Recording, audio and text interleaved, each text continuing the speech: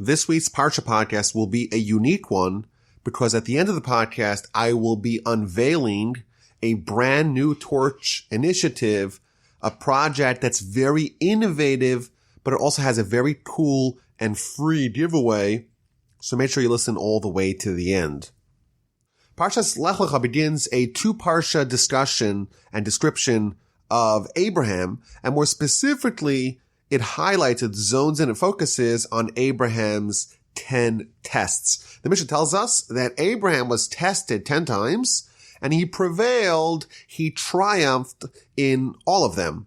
And these tests, they form the spiritual character of Abraham, who's our progenitor, who's our patriarch, who's the founder of the movement of monotheism, who's the father of his nation, because the Midrash tells us that these tests were not just a way of inspecting Abraham's character, but it was also a way of elevating Abraham's character. In fact, the Midrash gives another name for the test, not just, it's a test, not just as an inspection of character, but it's also an opportunity for growth. So we're going to have now two parshas where we're going to focus in on Abraham's transformation from Abraham to Abraham, from someone who's not capable of bearing children to someone who has children, from someone who was a loner, a lone voice amidst the sea of paganism, trying to publicize the new innovative idea of monotheism, and he's transformed into the father of many nations and, of course, the father of the Jewish people. But moreover, our sages tell us that beyond being the description of Abraham's ascent to greatness, it's also going to outline these tests and the characteristics that underlie these tests. These are the fundamental character traits of our people. So the Parsha begins with describing the first of the 10 tests, namely, God tells Abraham, Lech Lecha, go for yourself, me'artzecha, from your land, umimoladetecha, and from your birthplace, ubeis avicha, and from the house of your father, to the land that I will show you.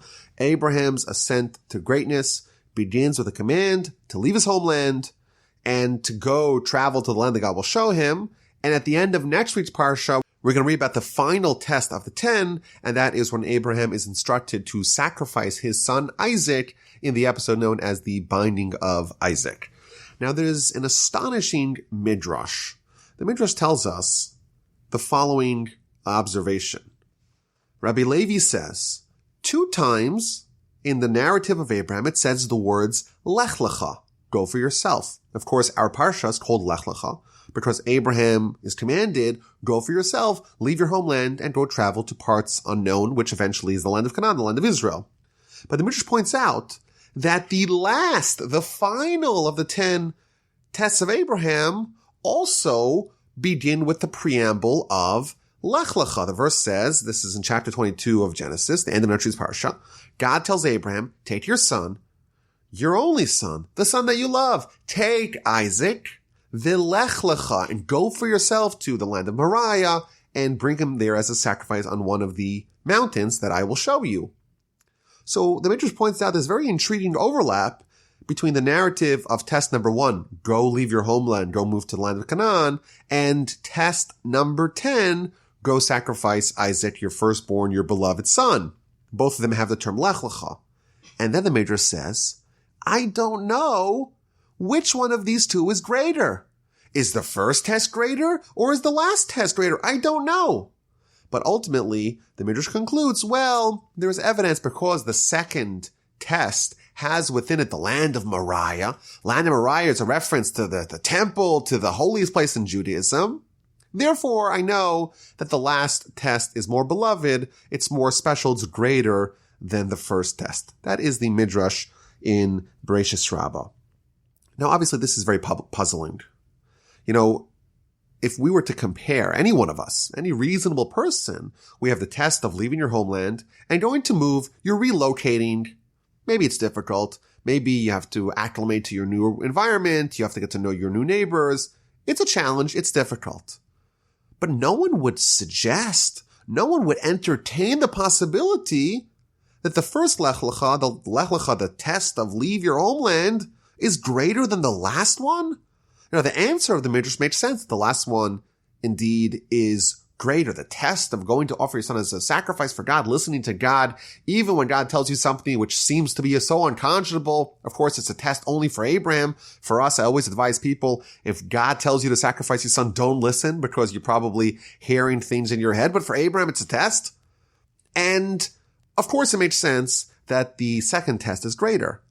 But how can we reasonably entertain? How does the Midrash even consider the possibility that the first test is more difficult than the last one? And moreover, what exactly is the test of leaving your father's home and going to Canaan? What's so difficult about that? In fact, we know that things weren't so rosy in his hometown. He faced a lot of opposition in his mission to try to spread monotheism, teach the world about the one God in whom all the power is coalesced. So what exactly is the test of Lecha, leave your homeland, leave your father's land, leave your birthplace, and go to the land of Canaan? So there's, of course, many discussions about this, many different explanations to understand exactly what is the meaning behind the first of Abraham's 10 tests. So, for example, the Ramban, he highlights the fact that God didn't tell him where to go.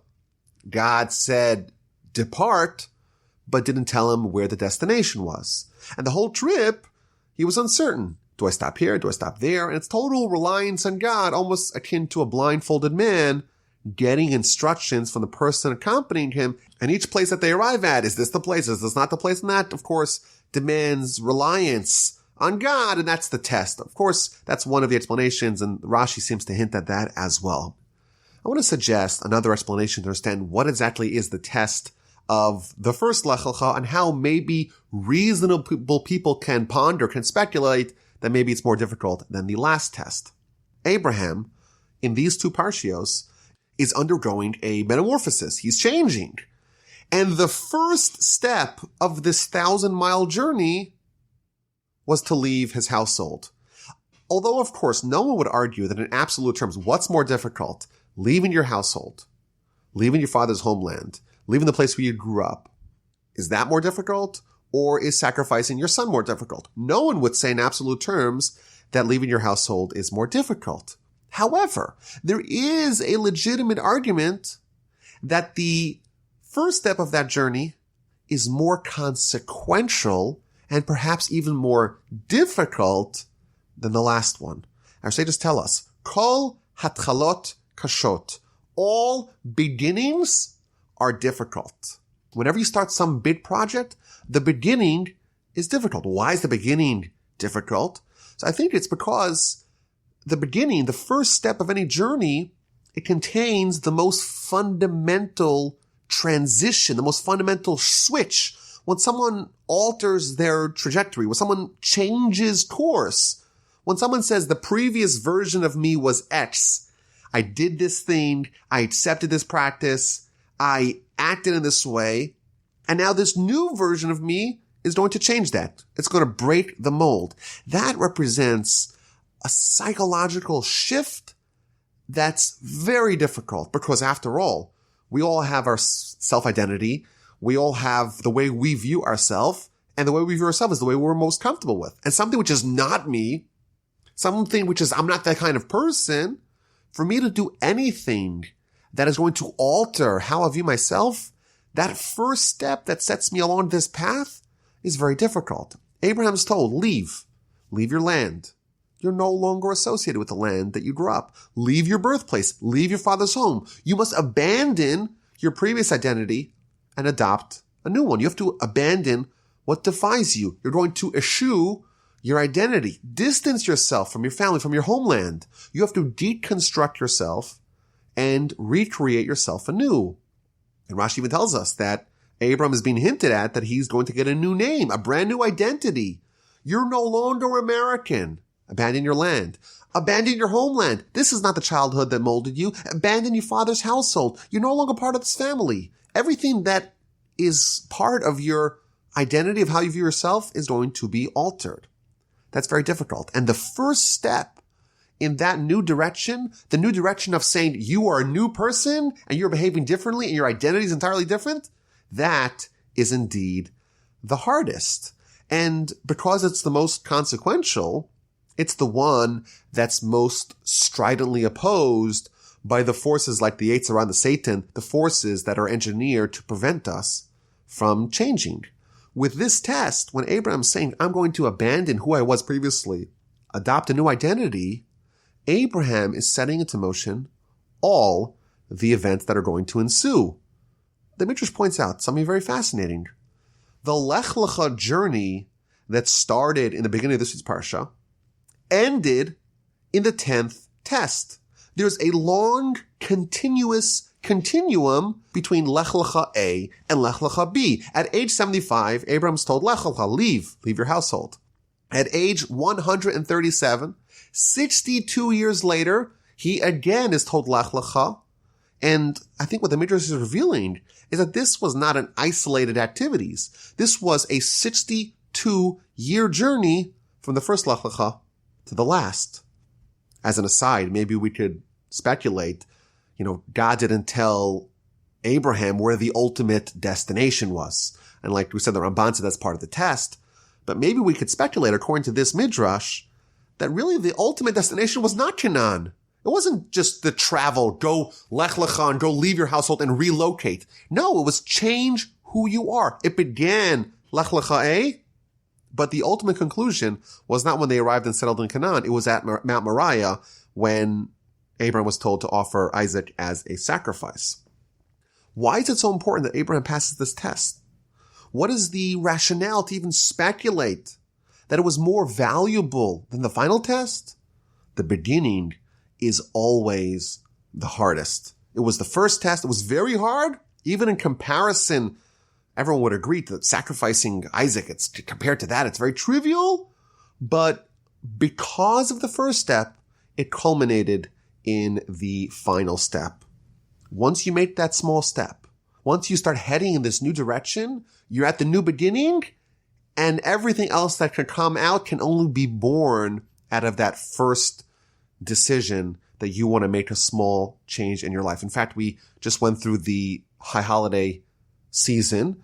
And of course, the mitzvah that's associated with Yom Kippur is about repentance. This is the idea of repentance. Someone who has a million sins, you can't fit all that in one day in Yom Kippur. No one expects that. That's not reasonable. But our sages tell us that what's really happening on Yom Kippur is you are changing the trajectory, you're altering course, you're embarking on this journey. The journey could take a whole lifetime. It could be a 62-year journey. But that first step already includes within it everything that's going to ensue. Yes, you make one step in this direction, but extrapolated over a lifetime, you're going to change everything. So on Yom Kippur, when you take that first step, when you make that first gesture towards back towards God, back towards repentance, it's already considered as if the entire journey has been made. All those steps are already counted by God, and that's the miracle, that's the magic of repentance. When someone does that first step, it may be small in respect to all the final steps that are going to happen, but once he is departing from his previous self, adopting a new self, even if it's only a small gesture, the tiniest gesture, he's setting himself on the right trajectory towards becoming great. And this brings us to the initiative that I mentioned at the top of the podcast. And that is the Torch Shabbat light switch cover. And I think the way I would present this to the audience is that, I grew up observant, meaning that I always had a kosher home. I was taught Hebrew from a very young age. I was enveloped by Judaism, by Torah from the beginning of my life. I was taught how to read Hebrew. I was taught Torah. I went to yeshiva. And of course, one of the centerpieces of this lifestyle is the Shabbat, is the Saturday, the experience that we have from Friday Eve when you light the candles to begin the Shabbat until Saturday night when after nightfall, we have the ceremony of the Havdalah, which those are the demarcations of the beginning and the end of the Shabbat. And that time in the middle, the period from when Shabbat begins and Shabbat ends, it's a totally different mode of life. As someone who's, again, always, my whole life, I'm fortunate to have always been Shabbat observant. For the duration of Shabbat, your whole life is different.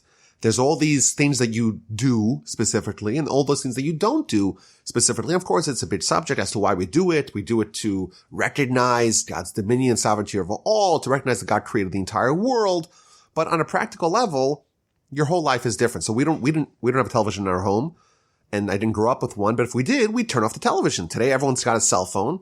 And before Shabbat starts, you turn off your cell phone. And then after Shabbat is over, you turn it on to find out if you missed anything. And as an aside, it's almost, when you turn on the phone after Shabbat, you're like, oh, what did I miss? Is the world still standing? And it's remarkably, I've never had the experience where you open up the phone and something really wild or dramatic or sensational happened. With the exception, I remember this in 2003, I believe it was 2003, the space shuttle Columbia, I believe it blew up on Shabbat.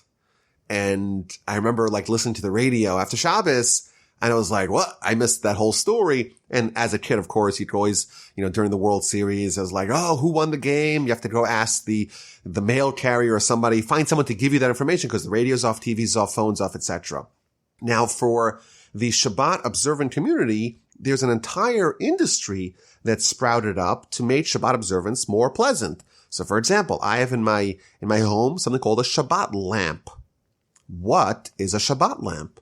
A Shabbat lamp is a lamp. It's a device essentially that has a switch in it. There's a light bulb, so it turns on the light. But on top of the entire apparatus is a swiveling piece of plastic that if you turn it one way, it covers up the light bulb, so there's no light, so it's dark. And if you just spin the plastic in the other direction, it exposes the light and thus it illuminates the room. And that's a workaround to the problem. If I want to read in bed, I cannot have a light that I'm switching on and switching off because I'm Shabbat observant. And that's one of the things that we don't do in Shabbat. And therefore what they invented is this ingenious system, the Shabbat lamp, the Shabbos lamp, where all you got to do is turn the plastic, which is not a violation. I'm not turning on or turning off the electricity. I just turn the plastic and then voila, we have light, turn it off, and it's the equivalent of it being dark. But there's the Shabbos clock, which allows you to control electronics without actually controlling them. There's even a Shabbos toothbrush. There's hot plates and crock pots. All these things are lifesavers for Shabbat observant families. And that brings us to the Shabbos light switch cover. What is a Shabbos light switch cover? So we know, thankfully, we live in a time of plenty, a time of abundance. And I guess unless you live in California and there is a fire, electricity is plenty. So you have in every room, in every closet, there's a light switch. All you got to do is flick the light switch. And essentially for free, you have light, you have illumination in the room. Problem is that, sometimes when you're trained, you walk in the room, you turn on the light, you just flick your hand where the light switch belongs and you turn it on accidentally. And we know on Shabbos, sometimes you're on autopilot and you have these accidental flicks of the switch. And without thinking, you're going to turn on the light that was supposed to be off. You're going to turn off the light that was supposed to be on. And it's happened many times. I think to every Shabbat observant person, it's happened at one point where by mistake you turn on a light and now it's got to be on the whole Shabbos and you got to sleep in a different room. I remember one week, a couple of years ago, one of my small children turned on the light in the bedroom. So there was only one room in the house that was dark. And the whole family, we grabbed our mattresses and we brought it was my office. And it was like a huge slumber party because everyone's sleeping in this room, the one room that is dark because someone by mistake turned on the light. So what this guy invented is this piece of plastic that magnetically clicks on the top and the bottom of the light switch panel, because the modern light switches, they have a little plate that has two screws that fasten it to the wall. So this guy invented a cover that has two small magnets that are perfectly aligned with those screws. So it clicks on and this plastic plate, this light switch cover covers it and it prevents any accidental flicking. Now I want to point out there's two kinds of light switches. There's the ones that are like this flat panel that you push up and down, the more modern ones. And then there's like the old school ones, the ones that toggle, the ones that we're talking about today are only the modern ones, the ones that are like a flat panel. But the idea is that someone who's Shabbos observant, they don't want to have any mistake in this accidental triggers of the light. So you put it on, set it before Shabbos, you want the light on, keep it on, and then all you do is you just click on the magnetic little piece of plastic that goes on top of the light switch, and it stays in whatever mode it is for the duration of Shabbos. So at Torch, we had the following idea. Our constituency, shall we say, the people that participate in our programs, the people that listen to our podcasts, our friends, our supporters, the people that we're involved with, really they come from a very wide spectrum of the diverse Jewish world. You have people like me who are totally Shabbat observant, and you have other people that are maybe partially Shabbat observant. They light candles. They make the kiddush. They eat the challah, but they drive to shul. Some people are totally intrigued by Shabbat. They're curious maybe, but they've never really been observant at all. Some are partially observant. Some are totally ignorant. Really, we have the very wide, diverse spectrum of people that are participating, that are enjoying our programming. And we thought, is there something that we could do that really would benefit everyone?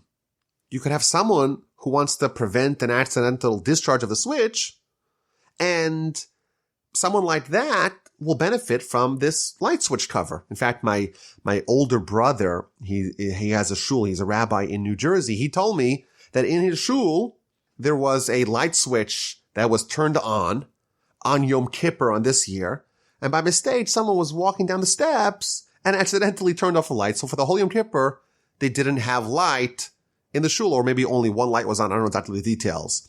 But there was insufficient light because someone accidentally turned off the light that was supposed to be on.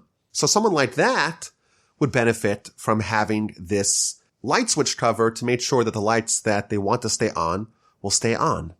And then we thought, what about someone who really wants to dip their toe into Shabbat observance, but when they read about it, it's 39 categories of work, there's myriads of rabbinic laws, there's all kinds of applications, and yes, they want to get involved, and yes, they're intrigued by the idea of having a sabbatical, of spending time with the family, of spending time with God, of having a Shabbat dinner, and really kind of unplugging, disconnecting from the world a little bit and living on this higher transcendental level, but they're overwhelmed.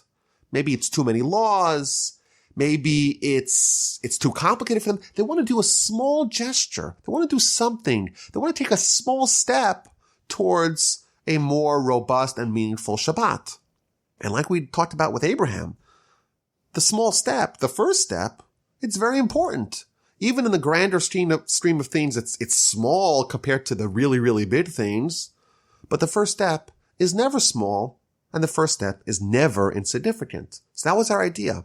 So we found the producer of this product. We went to the guy in China, and we said to him, okay, prepare for the biggest order you've ever had. We told him we want 10,000 of these Shabbat light switch covers. And because we made such a big order, he was willing to let us put our own logo in it. So it's emblazoned with the Torch logo.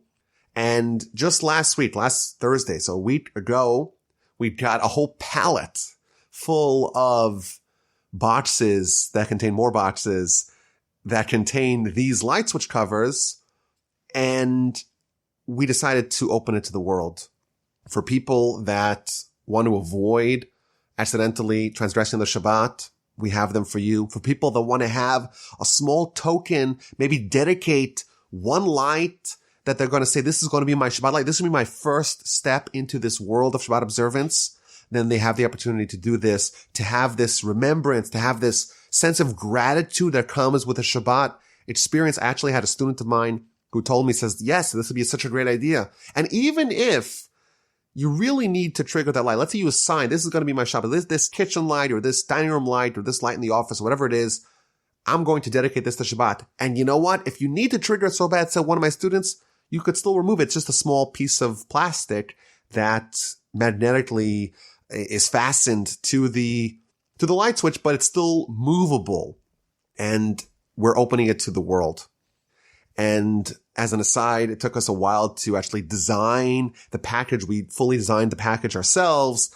And in fact, in the news, there's a lot of discussion about the trade war with China.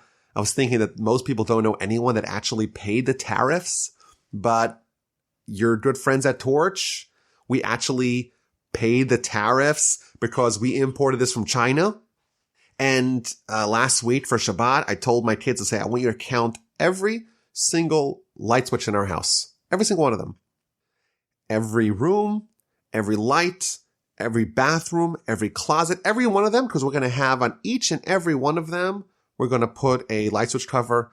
And it's tons of fun because we had like 40 of them. And it's a very satisfying click when it clicks, when it adheres, when it fastens to the wall. And I thought it was also a very valuable exercise for the kids, to know that we're getting ready for Shabbos and to kind of put ourselves into that mode. And we really want to share this with our friends, with our listeners, with our supporters, with the people that participate in what we do. There is a web page that's getting ready on our website, torchweb.org/Shabbat. I don't believe it's up yet, but I was too excited about this project to keep it harbored within me any longer. So if the web page is not up yet, torchweb.org/Shabbat, if it's not ready, you could send me an email. My email address is rabbiwolbe@gmail.com with send me your name, your mailing address, how many of these light switch covers you want. I predicted that we're going to give these things out like hotcakes because people will be very intrigued and inspired by this. We're not charging anything. It's for free. If you want to make a donation, obviously we do appreciate that to help us in this project. Send us your name, your mailing address, how many of them you want, and we will ship it to you for free. Again, there's a website. Our website, torchweb.org, is going to have a link to it. I don't believe it's up yet as of this recording on the 7th of November, 2019. But until it is up, you could always email me, rabbiwolbe@gmail.com. And remember the lesson of Abraham. The first Lech Lecha, there is an argument to be made that it's even greater than the last Lech Lecha, because the first step, even if it's comparatively minor and trivial, is always very difficult, but it's always very consequential. And I think that's the idea of this Shabbat light switch cover project, that everyone has a portion of Shabbat. Shabbat's for the Jewish people. Some people, of course, are very observant, and this is for them as well. Some people are not observant at all, and this is for them as well. And everyone that spans that spectrum, the diverse Jewish world in which we live, has the opportunity now. Reach out to us to get your free Torch light switch cover. We're calling it also the mitzvah magnet because that magnetic click is very satisfying. Reach out to me, rabbiwolbe@gmail.com. Have a great Shabbos and look forward to speaking to you next week.